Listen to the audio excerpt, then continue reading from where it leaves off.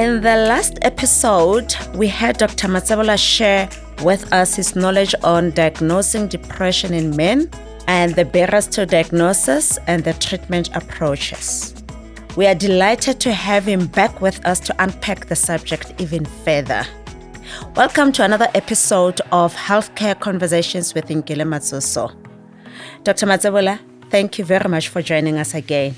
We thoroughly enjoyed having you last month, and we're happy that you were willing to come and be with us again. Thank you ever so much. It's only a pleasure. We just want to understand depression in men a little bit further. Why do men often struggle to acknowledge or talk about their mental health? I think that's a very good question. And I think we can break it down into external influences as well as internal influences. And we do know that there's this interaction between these two. Externally, we know that men are expected to behave in a certain way. We know that men, society doesn't want them experiencing or expressing weakness, or men crying, or men saying that I'm worried or I'm anxious or I feel sad. When that happens, the man is then unfairly, I might add, viewed as being weak or less than. And we do know that that then is going to impact the man as well, because when he experiences these things that I've just spoken about, he's going to worry that maybe I'm not a man, maybe I'm not as masculine as I should be. And these two are then going to complement and interact and influence each other. And what we then will see is men starting to struggle and men starting to pick up unhealthy coping mechanisms, which I hope we'll speak about. So what are the common misconceptions about depression generally? So one of the biggest misconceptions is depression means that you are weak. Depression means that you don't have a strong constitution, whatever that means.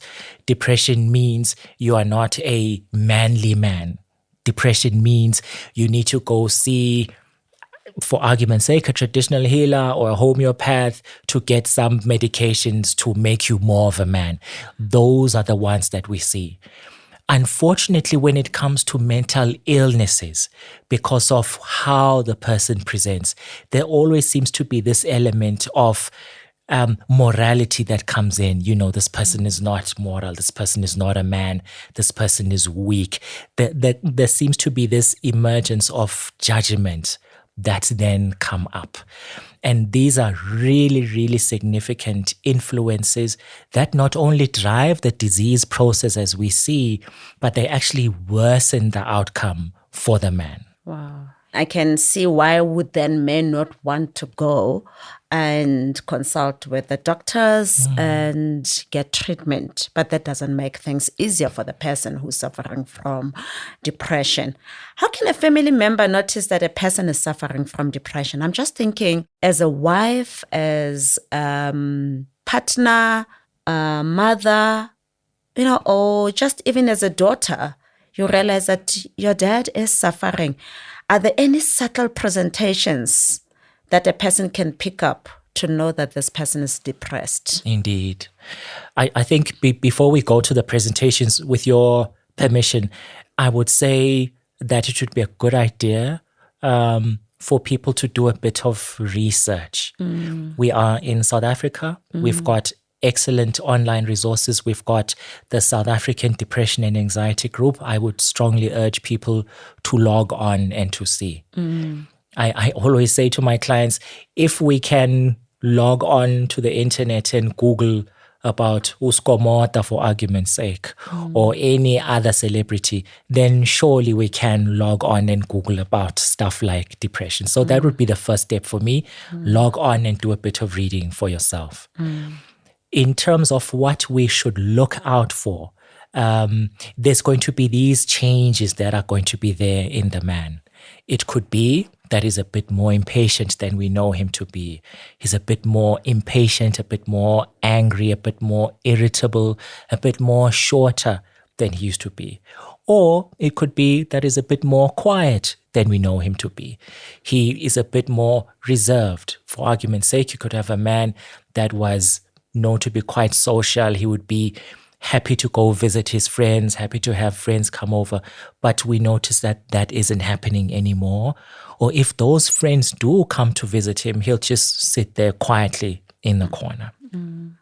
The other thing to look out for would be, he's no longer enjoying things that he used to enjoy before. So for argument's sake, he used to enjoy on a Saturday afternoon or Sunday afternoon, he used to enjoy watching the soccer, or maybe used to enjoy taking a walk, or used to enjoy going to church, or enjoy washing his car. Enjoyment of those things starts to go away. And we might notice changes in sleep, changes in the appetite, changes in memory, changes in concentration. He's a bit more forgetful, a bit more clumsy. He's starting to speak unhealthy, scary things. Like he's starting to speak about death. He's starting to say things would be a bit more easier if I were to die. Or he's starting to post on his social media sites, starting to post about themes relating to death. And for intimate partners, there's going to be a decline in libido. For argument's sake, the partner will say or will notice that I know that my partner maybe twice a week, 3 times a week, he's going to romance me and want some intimacy. But now I notice that that's not happening anymore. If he should be at work, his colleagues can also look out for these things as well. He's no longer as efficient as he is at his job. So these are the symptoms that a man that has got depression is going to have. I like the fact that you mentioned that, we should use Google for things like this. So obviously, if one can pick up 1 or 2 of those symptoms that you've mentioned, and you go into Google, then you might start noticing that actually even the ones that we're not aware of exist. So you might have picked up that they're not social anymore.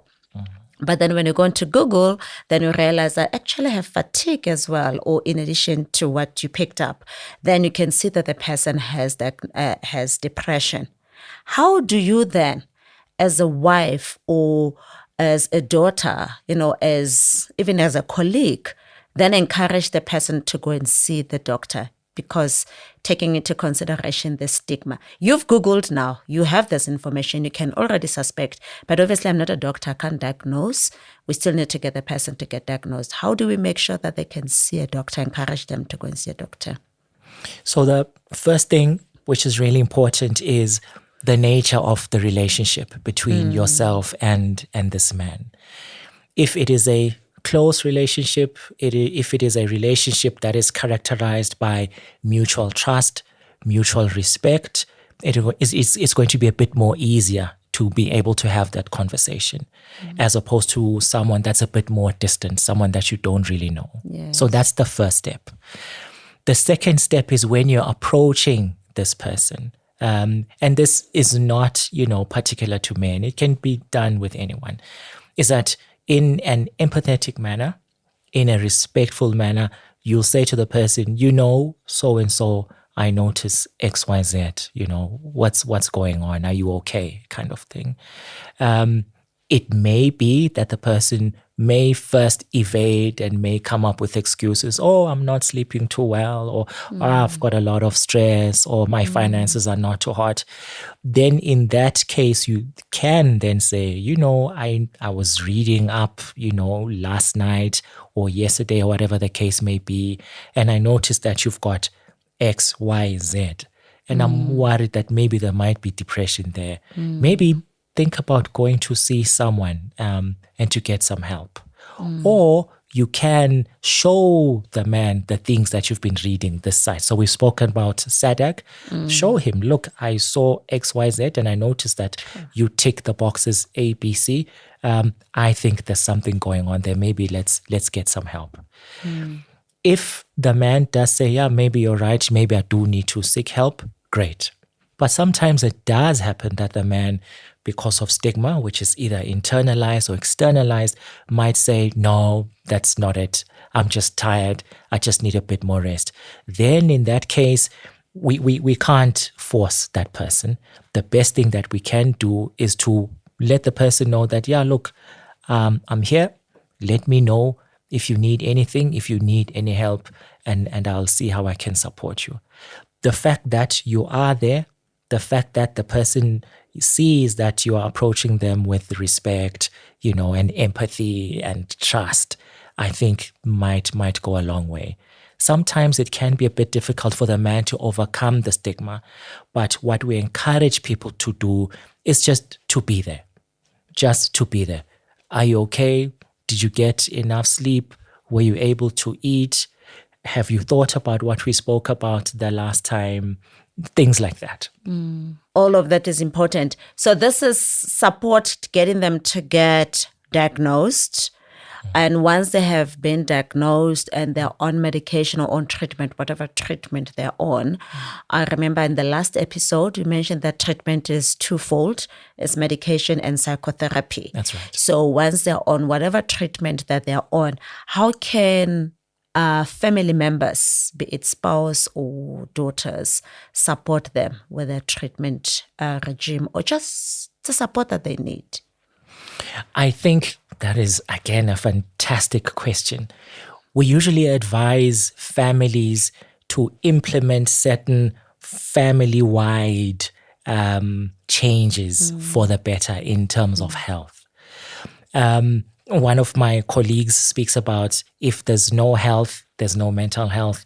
If there's no mental health, there's no health. They can do small things because the last thing we want is for this person to feel as if they are now in the spotlight. They are now on the pedestal. Everyone in the family knows that they've got depression. Everyone knows that they now need to take medication. And for some people, that can be quite difficult. It's difficult enough for them to have to take this medication in some instances. And then now everyone knows that this person is taking medication. Yeah. So what we advise people is do other things around the family in terms of health. The first is the diet. What are we eating at home? Are there certain things that we can improve? Are there certain things that we can get rid of? So when we're speaking about improving, we're speaking about increasing the amount of fruits, increasing the amount of veggies, increasing the amount of whole grain breads instead of these processed foods. We're speaking about drinking more water or more freshly squeezed fruit juice. We speak about reducing ultra-processed foods. We speak about reducing hyper-processed foods, so things like the white breads of the world. And I know that these tend to be a bit more cheap, and so people will go to them. But that's what we speak about, changing the diet at home. The other thing that we ask people to do is to increase the amount of time that they spend as a family.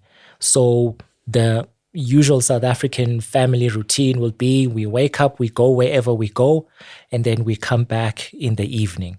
And there might be a program that we're all going to watch.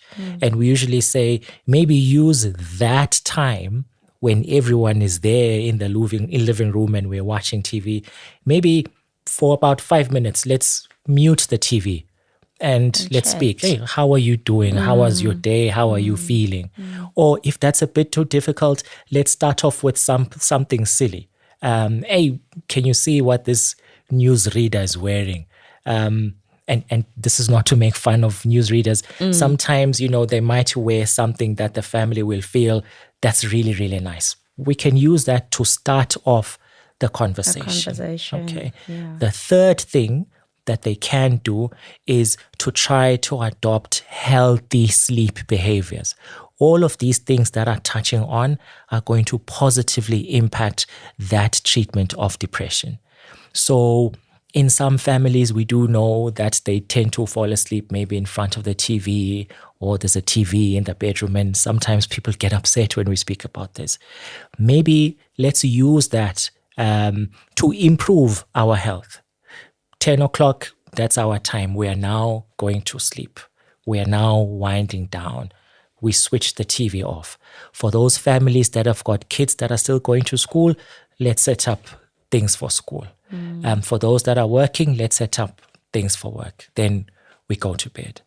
And then the last thing is some form of physical activity. Again, doing chores around the house as a family, that is a physical activity. If the neighborhood is one where it's safe enough and we know security is an issue, if security is not an issue and we can afford to take a walk, let's do that as a family. I would say let's start with these first, and then we can go to the medication. To medication, So yeah. once in a while, we don't want it to become too frequent. Once in a while, you can ask how the medication is treating you. Is it treating you okay? Do you feel like it's causing you side effects? Do you feel like you're gaining weight, or is it okay? So let's start off with these pro-health measures, and then we can ask about the medication. Particularly that the pro-health is the whole family participating. So you're not put on the spot. It's not about you, a sick one, like we're saying. So it's about all of us. We're all in this activities together. That's right. This podcast is being sponsored by Origin South Africa, a member of Aurobindo Pharma Group, committed to a healthier life. Now back to our podcast. You know, in the last episode, sorry, I just want to backtrack a little bit. In the last episode, you mentioned suicidal thoughts. And we also mentioned the statistics in terms of the number of people who have committed suicide, men who have committed suicide. We also know that suicide attempts are not always successful. As there are times when a person attempted suicide, but they were not successful. I can only imagine how difficult it must be if a person tried to commit suicide and then it was not successful. How does one support that kind of situation? And what kind of challenges does that come up with? Starting point is language. And there I need to help you. I know that when you're asking the question, it was not from a bad place. Yeah. But there's certain words that we are asking people to move away from because they tend to have a judgmental element to them. So I know that, language in society is this person committed suicide. If we look at the word commit, it's got an element of being judgmental. He committed murder. He committed robbery. So we want people to move away from that. So instead of a person saying this person committed suicide, we now maybe think of saying the person died by suicide. The person died of suicide. And I'll explain why we say that. We also then ask people to try to avoid saying the person's suicide attempt was successful or the person's suicide attempt was not successful, because the question then becomes, whose definition are we using for success? If we've got someone who has got depression and they feel as if their life now is unbearable, if we say to them, your suicide attempt was not successful, we're saying something else. So we rather just say the person died by suicide, or we say the person had a fatal suicide attempt, which means the person did die, or it was a non-fatal suicide attempt, which means that the person didn't die. Okay. And I think maybe before we go on, maybe let's just briefly describe what happens in the brain when someone has depression, which then leads to the suicide and the suicide thoughts. We do know that there's some parts of the brain that don't work as well as they should when a person has got depression. There's a part of the brain in the front, it's called the frontal lobe. That's like the brakes of the engine. So when a person is depressed, the frontal part of the brain, the activity starts to go down. And then the part of the brain that's responsible for feelings and emotions, that part just runs uncontrollably. And what we see happening there is the thinking then becomes very unhealthy. The person will think, I am a burden. I am a pain. I am bothering my people. Maybe it would be easier if I was not around anymore. All of these thoughts are unhealthy thoughts. And that is what then tends to open the door to thinking about suicide. And then people either trying to take their lives or dying by suicide. What can we do, as you asked, when someone is expressing these suicide thoughts?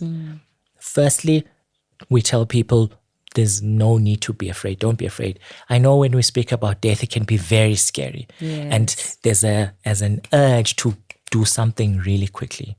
We advise people to acknowledge what this person has told you. Thank you for telling me this. Tell me more. What's happening? How come you're thinking that way? How come you're feeling that way? That's the first thing. The second thing would be to ask the person, what do they need you to do for them? What do they need you to do to make things a bit more easier for them? The third thing, we ask people to try and run away from certain moralistic arguments. You know, this person is already suffering, and I'm using that word. That person is already struggling with really unhealthy thoughts. This person is already aware that in their brain there are these thoughts that they are struggling to control, and these thoughts are hurting the way that they feel. So this person knows that I'm already struggling. And when someone comes along, possibly out of a good place, and they start speaking about the value of life, or my cat died last week and I felt low, it's usually not a good idea to go there, because what then lands to this person is, oh, that's great. That means I'm useless. You know. So we ask people, acknowledge what the person is telling you, ask them what they need, avoid moralistic arguments, and then offer your support. You know, if there's anything you need, I'm going to be there for you. Do you need me to accompany you to the hospital? Is there someone that you can speak to? These 4 should be sufficient, as long as they are being done in a respectful, decent, empathetic manner. If you can do that, because the fact the person has spoken to you about these thoughts, the fact that person has said, you know, I'm thinking about X, Y, Z, means that there's some degree of trust for that person to open up. Yeah, true. Or if you've noticed, maybe as I close, that on the person's social media sites, this person is now posting stuff about death. When you see something like that, maybe send the person a message. Hi, how's it? I noticed X, Y, Z. Are you okay? What's going on there? And I think then we'll see what comes from that. That helps as well. I'm actually glad I learned something, that a politically correct word is, well, let me put it this way, that committed suicide is not a politically correct word. Because, you know, as laymen, we just talk like that. Yeah, no, thank you so much for that education. And thank you that, you know, you went straight into teaching us how we're supposed to be talking about it. Yeah. How can we raise awareness about depression in men, just especially those who are affected by it? Because you kind of have an idea how difficult it is, either with diagnosis, either with the people living with it. How can people raise more awareness about this? First step, let's educate ourselves, as we've discussed before. First step, educate ourselves. Second step, let's talk about it in the different settings that we find ourselves. Let's share our experiences. The only way that we can overcome stigma is by normalizing talking about depression. Let's use HIV as an example. We all remember how much stigma was attached to HIV. Definitely. And we all remember about all of these campaigns that were there. A, B, C, abstain, be faithful, condomize. We had all of those campaigns. We had media campaigns. We had television shows. In short, there was a lot of speaking about it. And if we look at HIV now and where the stigma is now, it is much, much, much better. It is now easier for a person that is taking ARVs to say, I'm taking ARVs. It's as easy as saying, I'm taking high blood pressure medications. I'm taking diabetes medications. So the surefire way is to talk about it. In our jazz societies, in our stokvels, in our church groups, wherever and whenever you find people meeting together, it would be wonderful if we could speak about it. In the workplaces, we do ask that either management or the HR department, we do ask them that they do consider implementing some form of training for their staff. So speaking about it. I know you recommended SADC in terms of access to knowledge and information. and helplines as well. I remember SADC, you can also call them. They also have a helpline, right? Yes, so that really helps. So is there anything else you might want to recommend for men who are suffering from depression? So for men that have got depression, the first and foremost thing I would say, again, at the risk of sounding like a broken record, education. Yeah. The second thing would be to reach out for help. Depression is not a weakness, but it is an illness. Yes, we do know that men do struggle with approaching their clinicians, but we do encourage them that they should reach out for help.